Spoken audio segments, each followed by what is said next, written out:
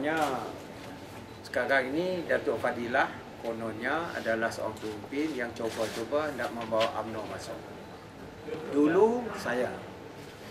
Sekarang ni dia tak guna nama saya, kononnya umur saya lanjut. Dan Fadilah akan cuba nak membawa UMNO. Saya nak terangkan di sini very clearly that we will not bring UMNO to Sarawak. Sama ada pemimpin sekarang ataupun pemimpin yang akan datang. Kena ada persefahaman di antara kita, iaitu supaya PBB akan menjadi tulang belakang di Sarawak dan kita bangunkan negeri Sarawak. Kita ada perbezaan yang besar di antara UMNO dengan Sarawak. Kerana di Sarawak ini kita ada UNUTRA yang mempunyai latar belakang berlainan.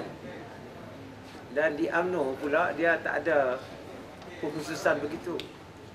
Jadi kita ada perbezaan kerana senarionya berlainan. Dan pemimpin di Kuala Lumpur, UMNO pemimpin, dia peka dengan perkara ini. Kita ada pesaka, kita ada Iban, kita ada Orang Ulu, kita ada Lon Bawang dan juga etnik lain dalam 37 etnik. Dan kita tak ada masalah agama, kita tak ada masalah dan budaya yang berlainan. Itulah perbezaan yang besar. Jadi isu ini tidak akan boleh dipermainkan. Tak payah. Because people of Sarawak know that we have our own culture and tradition that we have to preserve. And we are not involved in all these petty, sensitive issues. But to me, it's petty. We go forward. We have to look forward. Dari sudut ekonomi kita mesti menjurus kepada the future. Ekonomi kita tidak boleh based on commodity alone. At the moment, our economy, for that matter, the whole country is based on commodity, oil, gas, and palm oil. Commodity. You have to go for further, higher level, that is innovation and creativity. The new economy. Jadi orang Sarawak pun tahu kita nak bersatu and kita tumpukan kepada perkara ini daripada petty politics. Ke sana tak putus petty politics. Minta maaf lah. Dan kami di Sarawak kita tengok masa depan.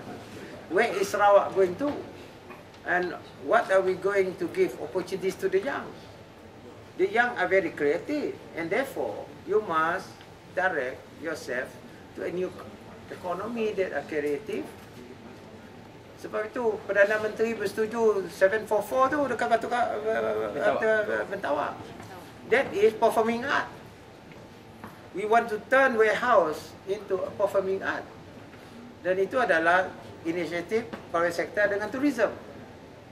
And Perdana Menteri aku kena kita banyak kita punya culture, ethnic. And orang kita banyak creativity. Some of the actors in Taiwan are from Sarawak. Kan tak? Itu saya mula AIFA tu. ASEAN International Film Festival. Hingga ke, siapa nama tu? Jackie Chan pun datang sini. Dengan Michelle Yeoh.